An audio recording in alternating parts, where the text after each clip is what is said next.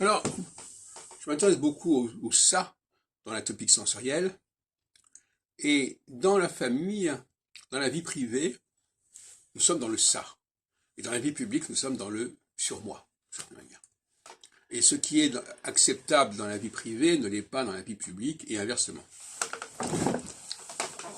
Par exemple, bien évidemment, il y a certains propos qu'on peut tenir en privé mais pas en public, une certaine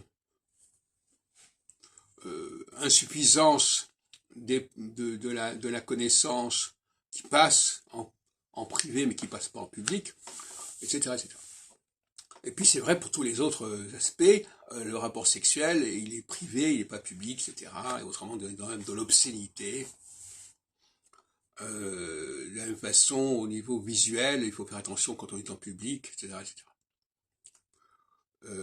Par exemple, la question des téléphones portables, c'est une question qui se pose. En public, on ne peut pas raconter sa vie devant tout le monde, au téléphone.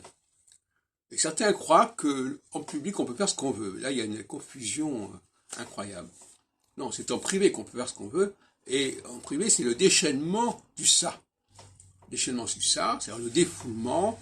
On dit ce qu'on veut, on dit n'importe quoi, on peut n'importe quoi, on est entre nous, on lave son linge sale en famille, etc.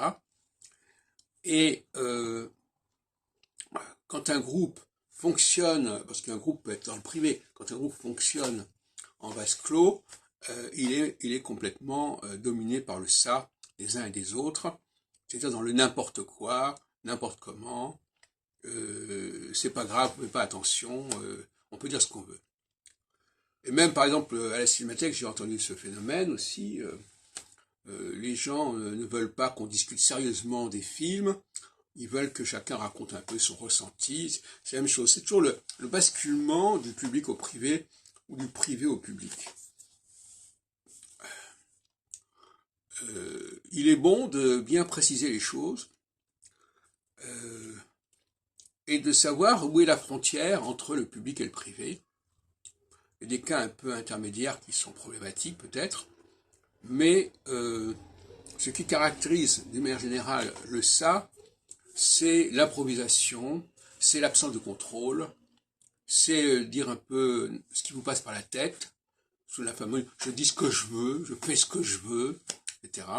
C'est un espace de liberté que l'on revendique, mais qu'on ne peut revendiquer normalement qu'en privé.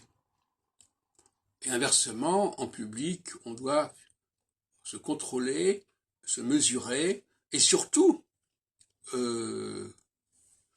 avoir fait un travail en amont, un travail pour mieux connaître, pour mieux structurer son propos, mieux structurer son comportement, etc.